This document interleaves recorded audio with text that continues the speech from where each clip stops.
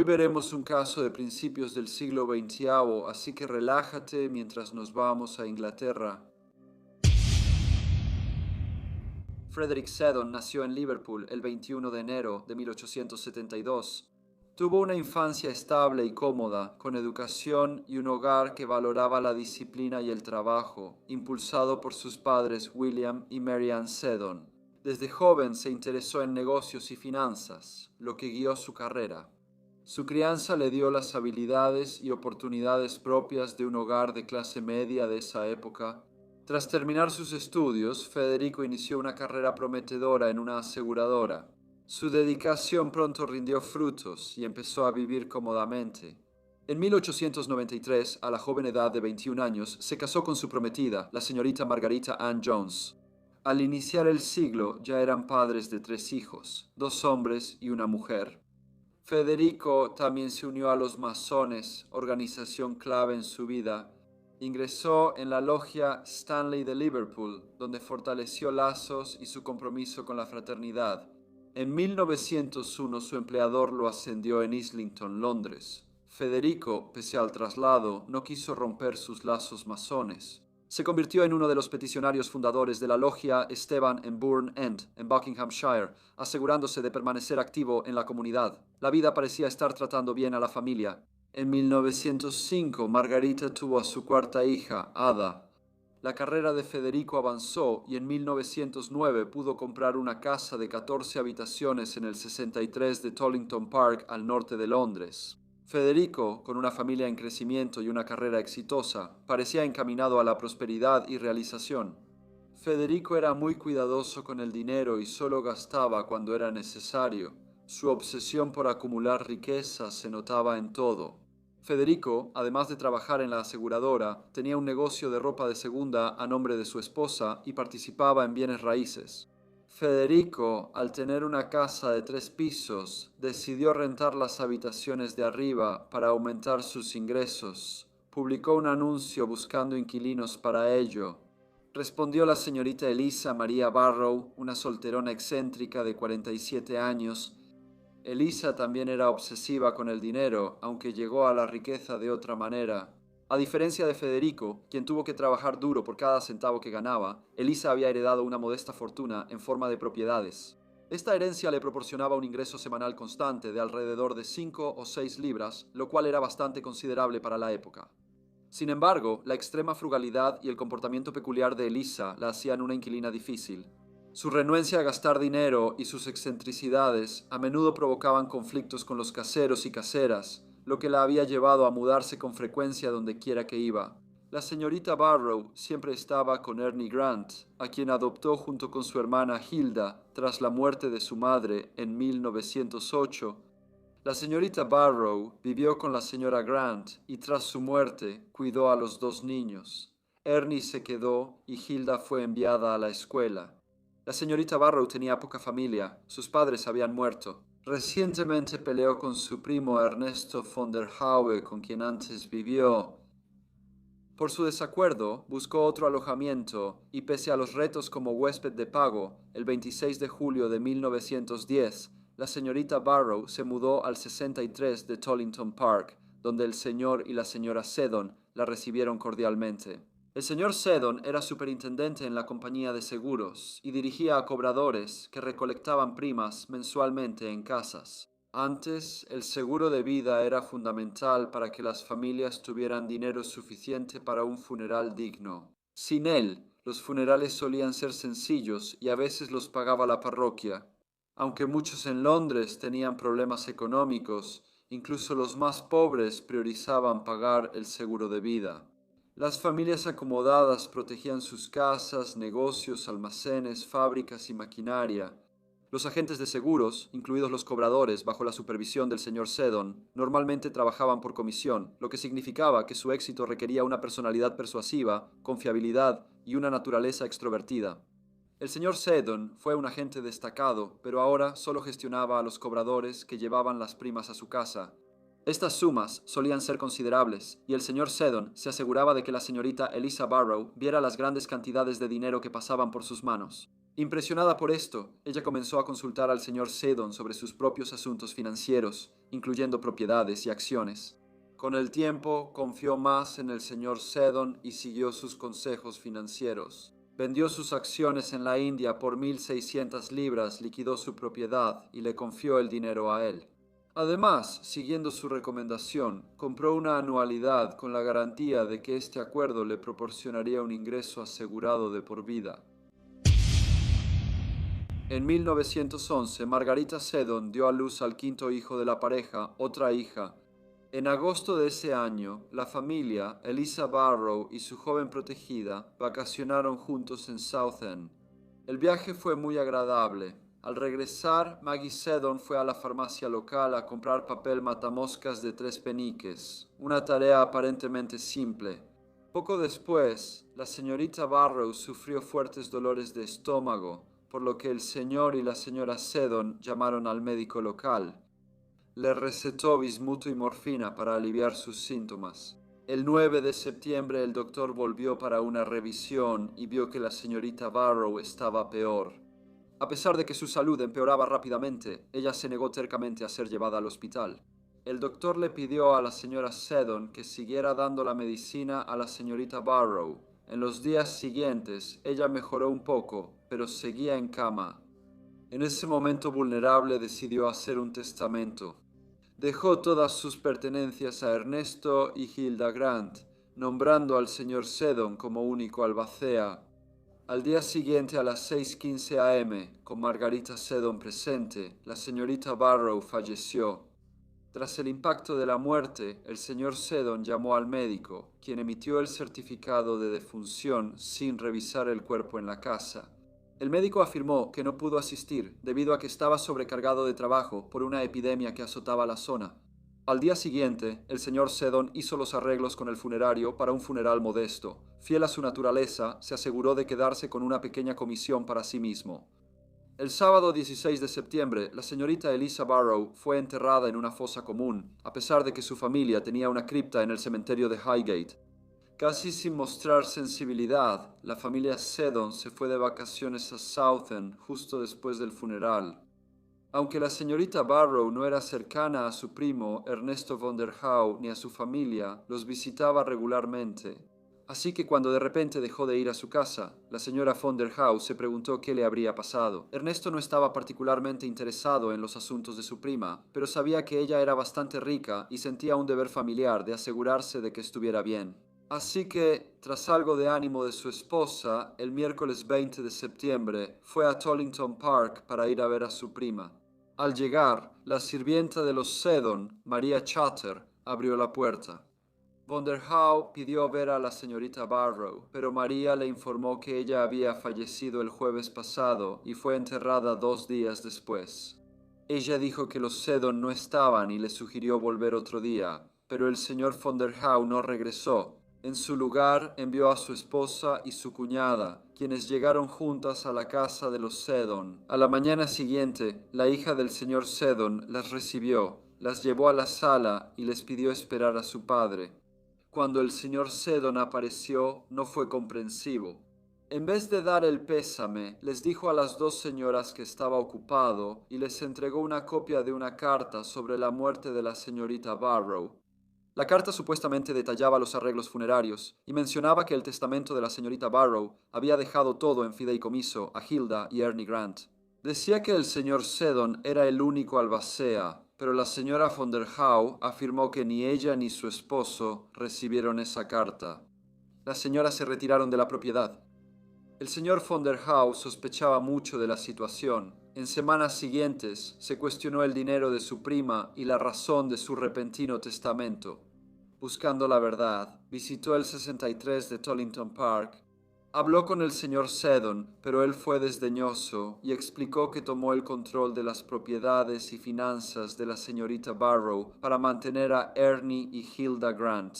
Cuando el señor von der Hau preguntó por qué la señorita Barrow había sido enterrada en una fosa común en lugar de la cripta familiar en el cementerio de Highgate, el señor Seddon respondió que supuso que la cripta estaba llena. Terminó la conversación diciendo al señor von der Hau que cualquier otra pregunta la hiciera con su abogado.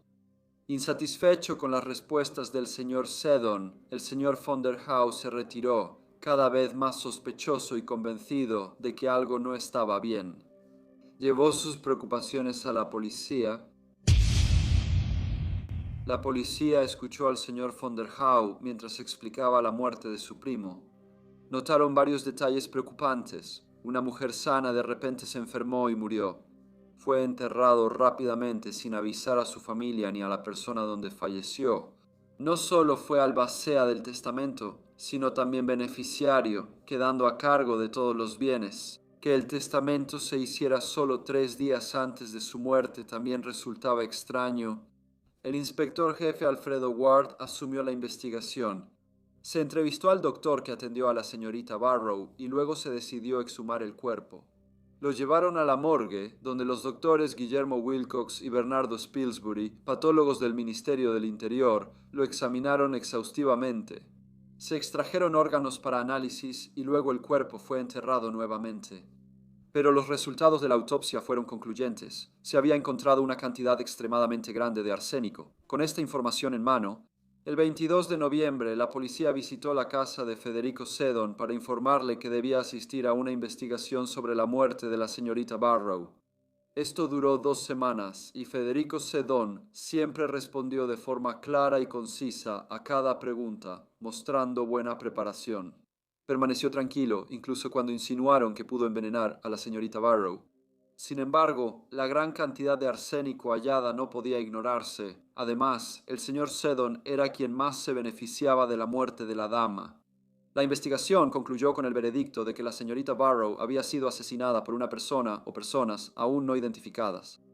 La policía y las autoridades continuaron examinando las pruebas más a fondo y finalmente llegaron a la conclusión de que el señor Seddon era la persona que había cometido este terrible crimen. El 4 de diciembre de 1911 lo arrestaron y quedó bajo custodia hasta el juicio. Su esposa no fue arrestada, pero el 15 de enero de 1912 se determinó que había pruebas suficientes en su contra. Luego fue arrestada y acusada del asesinato de la señorita Barrow. Ahora ambos serían juzgados en el Old Bailey. Frederick Seddon y su esposa Margaret eran ahora el centro de un famoso caso de asesinato que cautivó a la prensa y al público. El juicio inició en Old Bailey el 4 de marzo de 1912 ante el juez Bucknell. La sala del tribunal estaba llena y mucha gente esperaba afuera para poder entrar. La acusación estuvo a cargo del fiscal general, Sir Rufus Isaacs. Informó al tribunal que Margaret Seddon había comprado una cantidad significativa de papel matamoscas, que se sabía contenía arsénico, un método común para el control de plagas. La fiscalía afirmó que el veneno usado para matar a Eliza Barrow se obtuvo remojando papel matamoscas en agua. Señalaron que el señor Seddon actuó de forma astuta al presentarse solo como albacea de la herencia de la señorita Barrow, lo que implicaba que no era heredero directo, como si estuviera tratando de asegurarse de que, si ella moría por su misteriosa enfermedad, cualquier sospecha sobre su participación en su muerte pareciera infundada. No tenía nada que ganar, ya que todo era para Ernie y Hildegard. Sin embargo, él ya le había quitado a la pobre señora la mayor parte de su riqueza y había obtenido el control sobre su propiedad y sus finanzas. Cuando ella murió, ya no quedaba dinero importante para heredar. Se demostró que acciones de la India por 1.600 libras pasaron de la señorita Barrow al señor Seddon. Edwin Russell, abogado, declaró que la propiedad Buck's Head y la barbería vecina fueron transferidas de la señorita Barrow al señor Seddon mediante un acuerdo en su oficina. Dijo que, a cambio, el señor Seddon aceptó pagarle a la señorita Barrow una renta vitalicia. Sir Rufus Isaacs, un fiscal destacado, informó al tribunal que la renta vitalicia adquirida por la señorita Barrow, que le daba pagos mensuales de por vida, se detendría al morir y que poco antes de fallecer retiraron todo el dinero de sus cuentas. Joyas que habían pertenecido a la señorita Barrow fueron descubiertas en la casa de los Seddon y la señora Seddon había cobrado cheques que anteriormente estaban en posesión de la señorita Barrow. La señora Seddon compró más papel matamoscas con arsénico y cuidó a la señorita Barrow durante su enfermedad. La defensa de la señora Seddon fue llevada por el abogado Eduardo Marshall Hall, quien desafió sólidamente las acusaciones. Marshall Hall, reconocido por su habilidad en el tribunal y su apasionada defensa, argumentó que no había pruebas concluyentes de que la señorita Barrow fuera envenenada deliberadamente. Sugirió que, en cambio, su muerte fue el desafortunado resultado de tomar una preparación médica que contenía arsénico. No era inusual en una época donde esas sustancias estaban en remedios de venta libre. Marshall Hall también criticó la prueba de Marsh, que se utilizó para medir el nivel de arsénico en el cuerpo de la señorita Barrow. Dijo que podía ser poco confiable y que incluso expertos podían cometer errores con ella. Miró al jurado y afirmó que esa prueba no debería poner en riesgo la vida de un hombre. Aunque su defensa le recomendó no testificar, el señor Seddon insistió en declarar. El juicio salía en todos los periódicos y él buscaba atención, deseando defenderse y mostrarse como afectado. Veía esto como una oportunidad de captar la atención del público y afirmar su inocencia con el dramatismo y estilo que solo él creía tener. Cuando subió al estrado, dijo con valentía, no había ningún motivo para que yo cometiera tal crimen. Solo un monstruo codicioso, inhumano o con la mente trastornada haría eso. Comentó que tenía estabilidad financiera tras 21 años en el mismo empleo y vivía cómodamente. Luego se dirigió al jurado y dijo, no soy culpable del delito del que se me acusa. Se indicó que la fiscalía no vinculó dinero de la señorita Barrow con el señor Seddon, lo que se sugirió como la causa principal de la muerte de la mujer. El señor Seddon declaró al tribunal que aconsejó a la señorita Barrow buscar asesoría profesional sobre sus inversiones y testamento, pero ella se negó porque confiaba en él. Dijo que la criticó por guardar 500 libras en oro bajo su cama, que luego, según él, llevó a un banco. El oro nunca se recuperó y el señor Seddon dijo que le pidió a la señorita Barrow ir al hospital o contratar una enfermera cuando enfermó. Pero ella decidió confiar solo en él y su esposa. Al jurado dijo que en sus últimas horas hicieron todo por ella.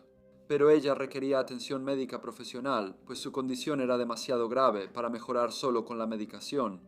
A pesar de sus afirmaciones, no pudo explicar cómo. Una mujer que en 1910 llegó a su casa con una pequeña fortuna murió un año después, con solo unas libras a su nombre. Durante el juicio, el señor Seddon mantuvo la misma actitud fría y distante que desde su arresto. Algunos periódicos informaron que esto no fue bien recibido por el jurado. En cambio, la señora Margarita Seddon parecía afligida y abatida al declarar. Ella dijo que la señorita Barrow le regaló joyas y que siempre cobraba cheques por petición de ella. Al final del juicio, la fiscalía y la defensa resumieron el caso. Eduardo Marshall Hall afirmó ante una sala llena que las pruebas contra su cliente eran solo circunstanciales y basadas en motivo y oportunidad. Señaló que no había pruebas de que el señor Seddon hubiera comprado o usado arsénico o que tuviera algún conocimiento sobre ello. Además, expresó su preocupación por la investigación policial y la precisión de sus informes. Los periódicos dijeron que el discurso de Marshall Hall fue de los más apasionados e impresionantes. El señor Seddon testificó en su defensa y algunos creyeron que su actitud arrogante y condescendiente pudo influir negativamente en el jurado. Los periódicos recordaron al público la absurda afirmación del señor Seddon en el estrado. La señorita Barrow pudo haber bebido agua de platos con papel matamoscas en su habitación para ahuyentar moscas. El jurado tardó solo 1 hora en llegar al veredicto tras ser enviado a deliberar. Declararon culpable a Frederick Seddon por el asesinato de Eliza Barrow y a su esposa, Margaret Seddon, no culpable. Al ser consultado por el secretario del tribunal sobre la sentencia de muerte, el señor Seddon respondió extensamente y apeló al juez. Haciendo un signo masónico dijo, «Declaro ante el gran arquitecto del universo que no soy culpable». El juez, conmovido, tardó en responder y finalmente dijo, «No me corresponde angustiarte, haz las paces con tu Creador». Ambos pertenecemos a la misma hermandad, y aunque eso no puede influir en mí, esto es doloroso más allá de las palabras tener que decir lo que estoy diciendo. Pero nuestra hermandad no fomenta el crimen, lo condena. El juez Bucknell sentenció a muerte a Frederick Seddon. La defensa apeló, pero todas las apelaciones fueron rechazadas. El 18 de abril de 1912, Frederick Seddon fue ahorcado en la prisión de Pentonville. Después de su ejecución, su viuda, la señora Margaret Ann Seddon, regresó a Liverpool, donde el 4 de noviembre de 1912, menos de 7 meses después de la ejecución de su esposo, se casó con el señor James Donald Cameron. Luego se mudó con él a Estados Unidos junto con sus 5 hijos. Sin embargo, muchas personas cuestionaron si la señora Seddon era realmente inocente del crimen. Compró papel matamoscas, cuidó a la señorita Barrow enferma, usó sus joyas, cobró sus cheques a veces con nombre falso y estuvo junto a ella cuando murió. Muchos pensaban que la señora Seddon era igual de culpable que su esposo. En abril de 1912, en la Sala 1 del Old Bailey, ella cometió un asesinato y salió impune. Murió en Connecticut en 1963 a los 86 años. Hola y gracias por escuchar.